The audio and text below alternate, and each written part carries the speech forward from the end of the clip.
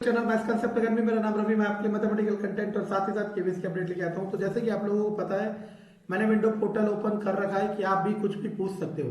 तो कल एक बच्चे का जो कि एक बच्चे का रिक्वेस्ट आया था कि सर इलेक्ट्रिसिटी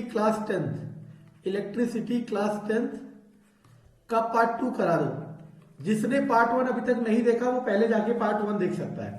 जिसने भी पार्ट 1 नहीं देखा वो पहले जाके पार्ट 1 देख सकता है। और हम अब कर रहे हैं पार्ट 2, क्योंकि पार्ट 1 हम करा चुके हैं। ठीक है ना। तो आप भी पूछ सकते हैं, ठीक है ना। कोई मेहनत कर रहा है आपके लिए तो उसकी कदर करें। बाकी मुझे पता है कि इस सबसे आपको कोई लेना देना नहीं है। ठीक है, चलो। तो सबसे पहला एक टॉपिक अब जो आता है सेकंड क्लास में, जिसका आता है ओम्स लॉ। तो सुनना होता क्या है, इन्होंने कह दिया कि किसी भी कंडक्टर में या किसी भी तार के टुकड़े में या किसी भी मेटल पीस में अगर आप वोल्टेज सप्लाई लगाओगे तो इस वोल्टेज की वजह से यहां पे करंट बनेगा। क्यों बनेगा? क्योंकि हमने पढ़ाया था लास्ट क्लास में, ये बड़ा डंडी प्लस का, छोटा माइनस का। तो ये वाला टर्मिनल पॉजिटिव हो गया, ये वाला टर्मिनल नेगेटिव। तो इलेक्ट्रॉन के पास क्या चार्ज होता है? माइनस। तो माइनस वाला किस तरफ भागेगा? प्लस की तरफ। तो इलेक्ट्रॉन के फ्लो की वजह से क्या बनेगा? करंट बनेगा। और direction of current is always opposite to the direction of flow of electron. क्यों? क्योंकि इलेक्ट्रॉन इस तरफ आ रहा है तो करंट किस तरफ जाएगा? ऊपर की तरफ। ये सब मैं प्रीवियस क्लास में पढ़ा चुका हूं। तो ओम्स लॉ ने कह दिया कि जो करंट होगा ना वो डायरेक्टली प्रोपोर्शनल होगा वोल्टेज के। यानी कि जैसे जैसे आप वोल्टेज को बढ़ाओगे वैसे वैसे आपका करंट भी बढ़ेगा। जैसे जैसे आप वोल्टेज को बढ़ाओगे वैसे वैसे आपका करंट भी बढ़ेगा। और वोल्टेज को कम करोगे तो करंट भी कम होगा। लेकिन कब? जब आप टेम्परेचर को कांस्टेंट रखोगे। टेम्परेचर को कांस्टेंट रखने पे। अब टेम्परेचर को कांस्टेंट रखने पे ऐसा क्यों कहा वो समझते हैं। तो देखो, सबसे पहले इसकी डेफिनेशन लिख देते हैं। It states that current flowing through any conductor is directly proportional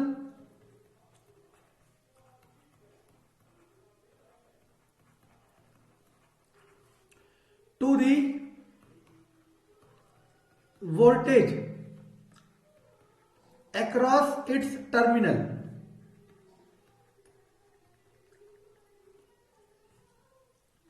when temperature is constant।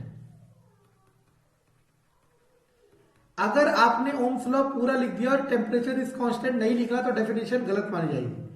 क्योंकि टेम्परेचर कांस्टेंट नहीं होगा तो ओम्स लॉ इनवैलिड हो जाता है। तो V प्रोपोर्शनल टू I। आपको पता है, जैसे मान लो राम और श्याम, राम पे 10 रुपए, श्याम पे 20, राम पे 20, श्याम पे 40।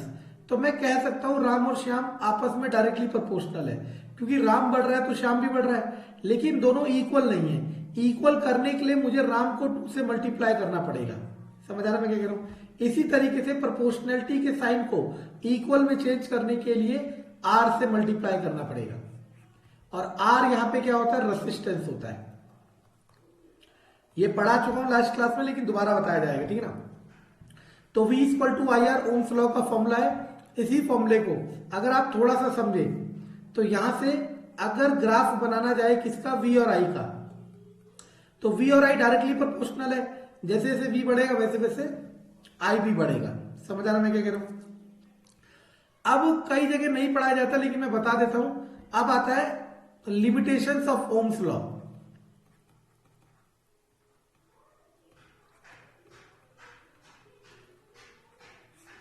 पहला लिमिटेशन तो यही है बच्चों कि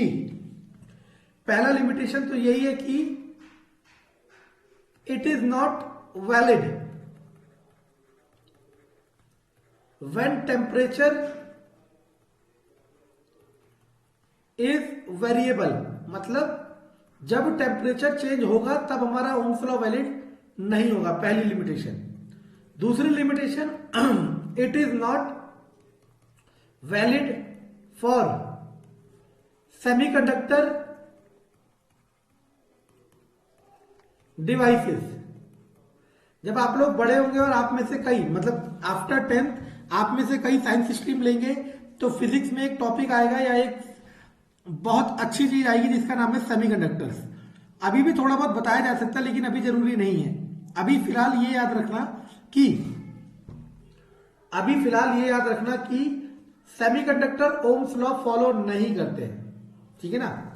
हालांकि आपको सिर्फ ये बताया जाएगा लेकिन ये भी इसका लिमिटेशन है। तो यहां से V equal to I R है, तो यहां से R equal to V by I भी लिखा जा सकता है, और ये फॉर्मूला बन जाता है रेसिस्टेंस का। और रेसिस्टेंस क्या होता है? अपोजिशन होता है। रेसिस्टेंस क्या होता है? Opposition to the current. Current को फ्लो करने में जो अपोजिशन मिलता है दैट इज कॉल्ड रेसिस्टेंस। अब रेसिस्टेंस का एक फॉर्मूला तो ये हो गया, जैसे मान लो आप मेरे स्टूडेंट हो या आप मेरे सब्सक्राइबर हो, ये आपकी एक आइडेंटिटी है। आप किसी के भाई या बहन हो सकते हो, ये आपकी एक और आइडेंटिटी है। इसी तरीके से रेसिस्टेंस का जो अपना फॉर्मूला होता है वो होता है rho L by A. R for resistance, ये रो, इसको कहते हैं रेसिस्टिविटी, और इसको एक और नाम से कहते हैं, इसको एक और नाम से बुलाते हैं जिसका नाम होता है specific resistance. L for length, A for area. किसका लेंथ और किसका एरिया? कंडक्टर का। मानो ये कंडक्टर लेके चलते हो तो ये इसका लेंथ और ये इसका एरिया। समझ आ रहा मैं क्या कह रहा हूं? ये एक और फॉर्मूला है। सबसे पहले इस फॉर्मूले को थोड़ा सा रिसर्च करते हैं। देखो, आर का फॉर्मूला रो एल बाय, और आर की एसआई यूनिट होती है ओम, दैट इज सिंबल। तो यहां से रो की वैल्यू हो जाएगी R A by L. R की एसआई यूनिट ओम, एरिया की SI unit metre square, length का मीटर। 1 मीटर से 1 मीटर गया तो बन गया ओम मीटर। ये किसकी वैल्यू होगी? रो की। तो रो की एसआई यूनिट होती है ओम मीटर। रो की एसआई यूनिट क्या होती है? Ohm metre. ये भी आपके पास क्वेश्चन आ सकता है, ठीक है ना। अब एक और चीज समझनी है कि रो को मैंने रेसिस्टिविटी कहा था और एक और नाम से कहा था जिसका नाम है स्पेसिफिक रेसिस्टेंस।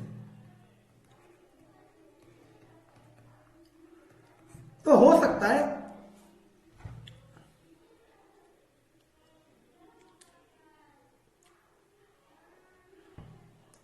आपके पेपर में क्वेश्चन आ जाए कि why resistivity is called specific resistance. तो इसे समझाने की कोशिश करते हैं।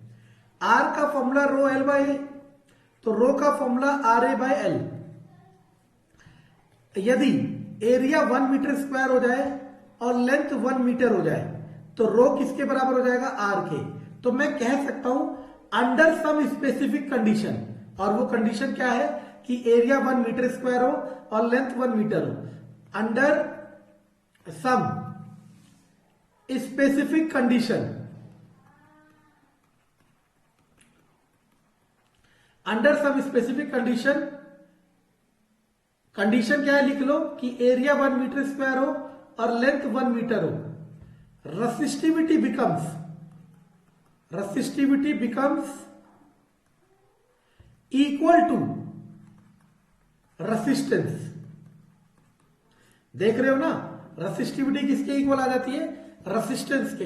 तभी इसको क्या कहा जाता है? स्पेसिफिक रेसिस्टेंस कहा जाता है। अब रेसिस्टिविटी को एक और चीज से जाना जाता है, इसको कहा जाता है मटेरियल प्रॉपर्टी।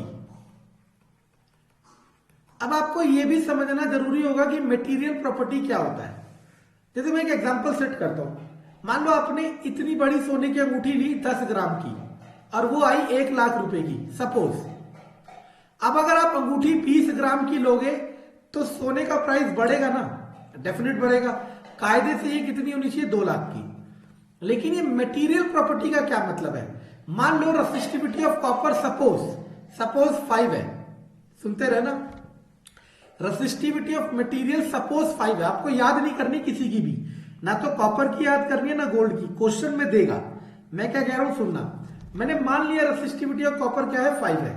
अब आप कॉपर का इतना बड़ा कंडक्टर ले लो, इतना बड़ा कंडक्टर ले लो, या पूरी दुनिया के बराबर कंडक्टर ले लो। तीनों ही केस में रेसिस्टिविटी ऑफ कॉपर कितनी ली जाएगी? 5। यानी कि हमने क्या सीखा? रेसिस्टिविटी इंडिपेंडेंट होती है। रेसिस्टिविटी इंडिपेंडेंट होती है डायमेंशन की।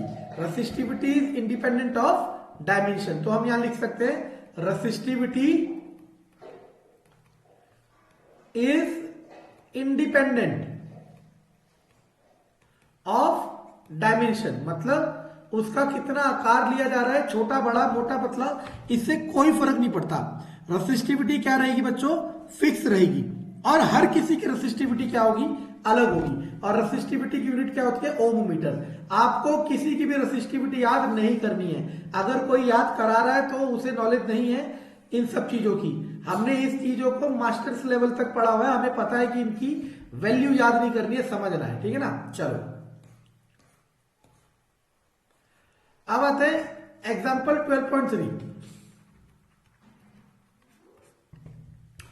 How much current will an electric bulb draw.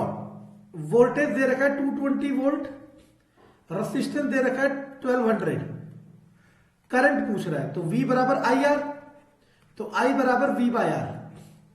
V है 220, R है 1200, और जो भी आंसर आएगा वो आएगा एम्पियर में। सॉल्व कर देना आंसर। अगला, how much current will electric heater of coil 200। देखो दूसरा, वोल्टेज है 220 वोल्ट और अब रेसिस्टेंस है 100 ओम। करंट पूछ रहा है, करंट का फॉर्मूला वही V बाय आर, 220 बाय 100। इसे छोटा है तो मैं सॉल्व कर देता हूं 2.2 एम्पियर। बस सिंपली ओम्स लॉ लगाना है and you will get the answer. ठीक है, एक मैंने कर दिया, एक को आप सॉल्व कर दोगे, बस आंसर आ जाएगा। एग्जाम्पल नंबर 12.4 ये कह रहा है कि द पोटेंशियल डिफरेंस। देखो मैंने कहा पोटेंशियल डिफरेंस को वोल्टेज मान सकते हो क्लास 10th में, दोनों का मतलब अलग होता है लेकिन क्लास 10th में चल जाएगा। वोल्टेज की वैल्यू 60 वोल्ट, करंट की वैल्यू 4 एम्पियर। अगर आप सब में से कोई कमेंट में पूछता है कि सर पोटेंशियल डिफरेंस और वोल्टेज में डिफरेंस बताओ, तो मैं वो भी बताऊंगा, ठीक है ना। लेकिन 10th में जरूरी बिल्कुल भी नहीं है, लेकिन पूछोगे तो डेफिनेटली बताऊंगा। व्हाट करंट विल, और ये भी चैलेंज है कि पोटेंशियल डिफरेंस मेरे से ज्यादा नहीं समझा सकता कोई। What current will the heater draw if potential difference. Voltage कितना कर दिया 120 वोल्ट। अब पूछ रहा है करंट कितना होगा। अब एक आम आदमी ये जुगाड़ लगाता है कि वोल्टेज डबल हो गया तो करंट भी डबल होगा। इत्तेफाक से यहां पे आंसर सेम आ रहा है, करंट डबल हो गया 8 और आंसर भी क्या रहा है 8। लेकिन आपको ये वाला जुगाड़ नहीं लगाना। करना कैसे, देखो V बराबर आई आर, तो R बराबर V बाई आई।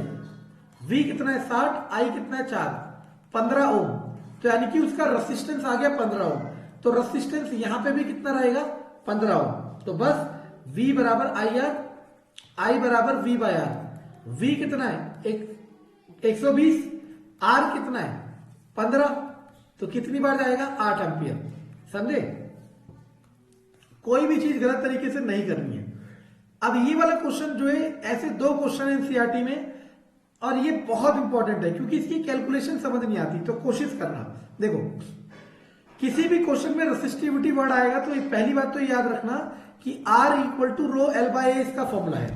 समझ आया मैं क्या कह रहा हूं। किसी भी क्वेश्चन में रेसिस्टिविटी अगर आएगा तो R equal to rho L by A formula लगता है, और कोई फॉर्मूला ही नहीं है रेसिस्टिविटी का क्लास 10th तक। समझ आ रहा है, क्लास 10th तक रेसिस्टिविटी का, यार क्लास 10th तक रेसिस्टिविटी का कोई और फॉर्मूला है ही नहीं।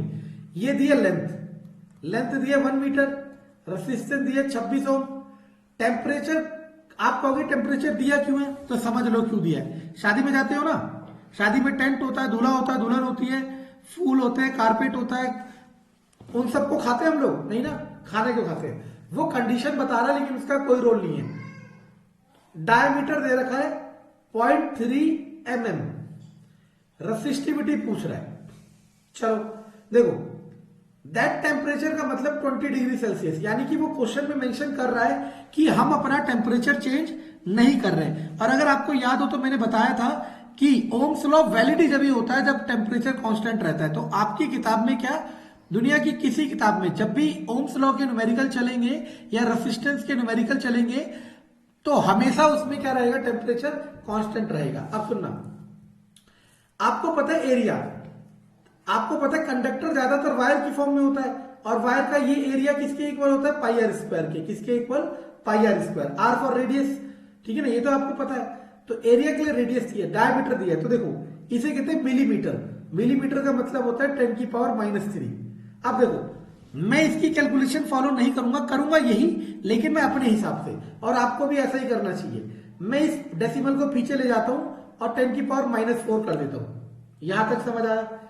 अब मुझे रेडियस चाहिए, तो रेडियस क्या होता है? डायमीटर का हाफ, यानी कि 3 का आधा 1.5।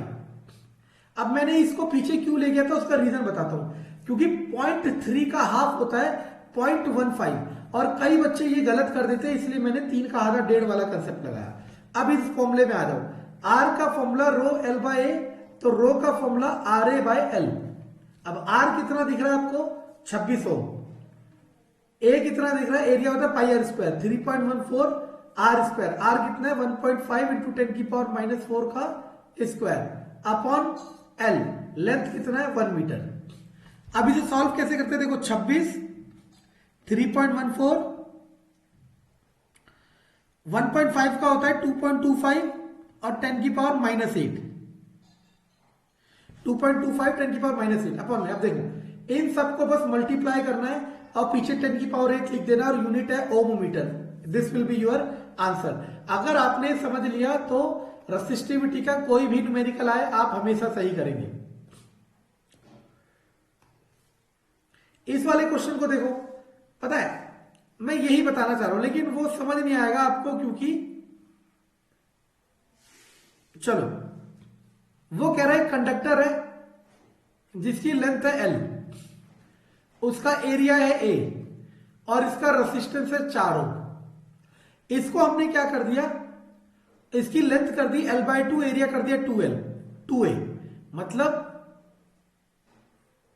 अब इसकी लेंथ हो गई L/2, एरिया हो गया 2A। अब रेसिस्टेंस बताना है कितना होगा। अब सुनना, यहां पे एक चीज का बहुत इस्तेमाल होगा, वो आप गड़बड़ कर देते हो क्या, कि मैंने आपको कहा था कि रेसिस्टिविटी मटेरियल प्रॉपर्टी होती है। रेसिस्टिविटी क्या होती है? Material property. इस क्वेश्चन में कहीं भी मेंशन नहीं करा कि मटेरियल चेंज हो रहा है, और अगर मटेरियल चेंज नहीं हो रहा तो रेसिस्टिविटी दोनों की क्या रहेगी? सेम। अगर इसकी रेसिस्टिविटी रो है तो इसकी भी क्या रहेगी? रो। अब देखते रहना, आर बराबर rho L by A, R dash बराबर रो एल की जगह L/2 और ए की जगह 2A, तो क्या हो जाएगा? रो L/4A। ये किसकी वैल्यू आ गई? आर डैश की। दोनों की वैल्यू आपको दिख गई। अब आपको कुछ नहीं करना, डिवाइड करना है। चाहे तो आप आर को ऊपर रख लो, आर डैश को नीचे रख लो, चाहे आर डैश को ऊपर रख लो, आर के नीचे रख लो, कोई फर्क नहीं पड़ेगा। आर को ऊपर रखा तो उसकी वैल्यू क्या आ जाएगी? रो L/A, आर डैश को तो रो L/4A। अब सुनना, मैंने अभी कहा कि आप आर डैश बाय आर भी रख सकते हो, तो जो पढ़ने और सीखने वाला बच्चा है ना, उसे ये भी करके देखना चाहिए कि आंसर आता नहीं आता। देखो तो रो एल के साथ 4A मल्टीप्लाई हो गया, रो एल के साथ ए मल्टीप्लाई हो गया, ए से ए गया, इससे गया 4, आर बाय आर डैश। और आर की वैल्यू तो हमें पहले से देखी थी 4, 4 by R dash equal to 4, R dash equal to cross multiply 1, यानी कि नया रेसिस्टेंस कितना हो जाएगा? 1 ओम हो जाएगा। अगर आप चाहो तो मैं, देखो अगर इस क्वेश्चन को समझना चाहो तो लेंथ एल थी, एरिया ए था, इन्होंने क्या कर दिया? लेंथ को L/2 कर दिया, एरिया को 2A कर दिया, यानी कि इसे मैं कहता हूं कंप्रेस, मतलब लेंथ को छोटा कर दिया। लेंथ को जब भी छोटा करेंगे तो एक डायरेक्ट फॉर्मूला भी है, नया रेसिस्टेंस आर डैश मतलब new resistance, R new resistance will be old resistance by में एन स्क्वायर। अब देखो ये डायरेक्ट फॉर्मूला है, ओल्ड रेसिस्टेंस था 4, एन क्या होता है? ये इसका कितना हो गया? हाफ हो गया, तो हाफ के लिए 2। आंसर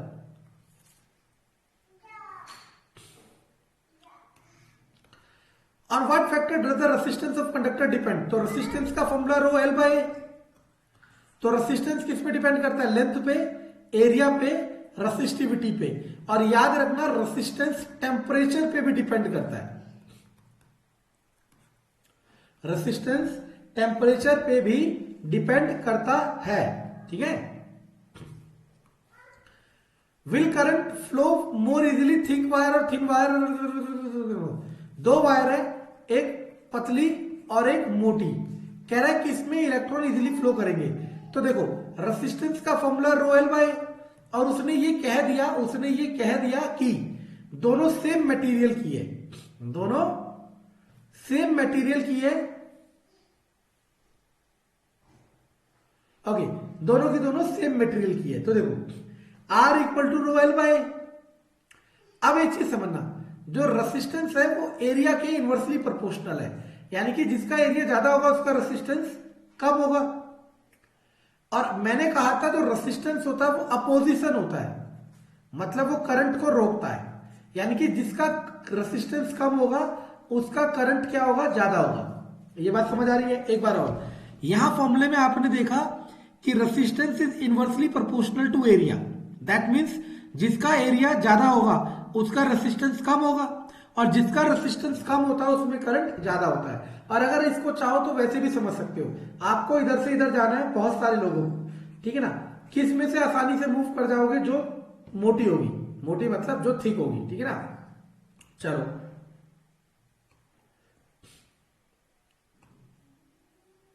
देखो कितना आसान क्वेश्चन है। Let the resistance of electrical component remains constant while potential difference across two end component decreases to half. मतलब पहले वोल्टेज V था, अब वोल्टेज को हाफ कर दिया V/2। इधर भी रेसिस्टेंस आ रहा है, इधर भी रेसिस्टेंस आ रहा है, करंट पे क्या चेंज होगा? तो हमने क्या पढ़ा था, directly V is directly proportional to I। अगर V हाफ होगा तो करंट भी क्या हो जाएगा, हाफ हो जाएगा। लेकिन ये कंडीशन जब भी मेंटेन होगी जब आपका टेम्परेचर कांस्टेंट होगा, और टेम्परेचर कांस्टेंट का मतलब है रेसिस्टेंस कांस्टेंट होगा। तो आंसर हो जाएगा current will become half according to Ohm's law. अब वो कह रहा है कि जो हीटिंग एलिमेंट होता है, जैसे आपने टोस्टर में कुछ ना कुछ खाया होगा कभी, और आयरन जो होती है जो प्रेस करते हैं, ये एलॉय का बनाते हैं, मेटल का नहीं बनाते। बताओ क्यों? अब आप एक चीज समझना, हीट का फॉर्मूला I²RT। तो हीटिंग इफेक्ट में आपको ऐसे एलिमेंट चाहिए, हीटिंग इफेक्ट में ऐसे एलिमेंट चाहिए जिनका रेसिस्टेंस हाई हो और साथ ही साथ उनका मेल्टिंग पॉइंट भी हाई हो। तो इसीलिए ऐसी एलॉय ढूंढी जाती है जिनका रेसिस्टेंस हाई हो और मेल्टिंग पॉइंट भी हाई हो। Which among iron and mercury is better conductor? बता दो, ये तो बहुत आसान है, बेस्ट कंडक्टर बता दो, गोल्ड सिल्वर, है ना। चलो अब आता है सिस्टम ऑफ रेसिस्टर। याद रखना, दो रेसिस्टेंस है, मानो ये R1 और ये R2, इन्हें जोड़ना है। या तो आप इन्हें बैक टू बैक लगा सकते हो, या फिर आप इन्हें इस तरीके से लगा सकते हो। इस वाले कॉम्बिनेशन को कहते हैं सीरीज कॉम्बिनेशन, और इस वाले कॉम्बिनेशन को कहते हैं पैरेलल कॉम्बिनेशन। मैं कह रहा हूं 10 में से 9 बच्चों को गलतफहमी होती है कि उन्हें सीरीज और पैरेलल आता है। समझ आ रहा है? चलो, सीरीज कॉम्बिनेशन में R टोटल का फॉर्मूला होता है R1 प्लस R2, और पैरेलल कॉम्बिनेशन में R टोटल का फॉर्मूला होता है 1/R1 प्लस 1/R2। ठीक है ना। इस पे क्वेश्चन आएंगे अब।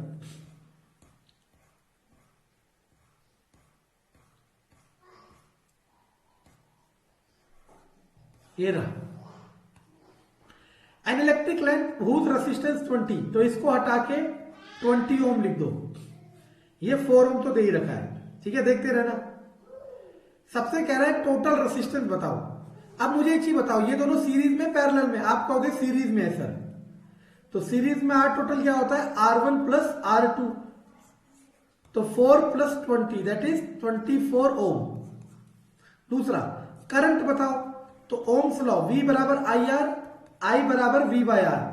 V कितना है दे रखा है, R कितना है 24, 1/4 दैट इज 0.25 एम्पियर। अगला इसके अक्रॉस वोल्टेज पूछ रहा है, तो वोल्टेज का फॉर्मूला हमने पढ़ा IR। अब यहां जो करंट जा रहा है 0.25 जा रहा है, यहां भी कितना होगा 0.25, और यहां भी कितना होगा 0.25। क्यों? क्योंकि कोई और डिवीजन तो है ही नहीं। और इसी को हम लोग ऐसे पढ़ाते हैं कि सीरीज में करंट सेम रहता है और पैरेलल में वोल्टेज सेम रहती है। इस तरीके से पढ़ा जाता है। तो I कितना हो गया 0.25, और आर कितना है 20, तो मल्टीप्लाई करोगे 2.5 इंटू 2, दैट इज आंसर। देखो 24.25 5 वोल्ट, सही है। चलो ये दोनों क्वेश्चन आपको होमवर्क में करने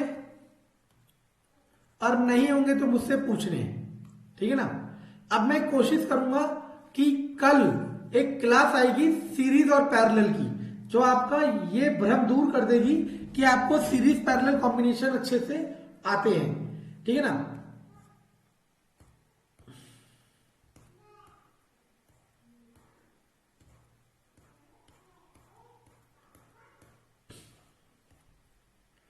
ये एग्जांपल सारे करने, सॉल्यूशन दे रखे हैं। ओम्स लॉ लगेगा V = IR। जिसको भी थोड़ी भी दिक्कत हो मुझसे पूछेगा, ठीक है ना। ठीक, तो कंटेंट पसंद आए तो दोस्तों के साथ शेयर करो, क्योंकि आप पता है पहली वीडियो बनाने के बाद दूसरी मैंने क्यों नहीं बनाई, क्योंकि किसी ने देखा ही नहीं। सोचो आपके लिए मैं इतना कर रहा हूं, आप इतना तो कर सकते हैं ना।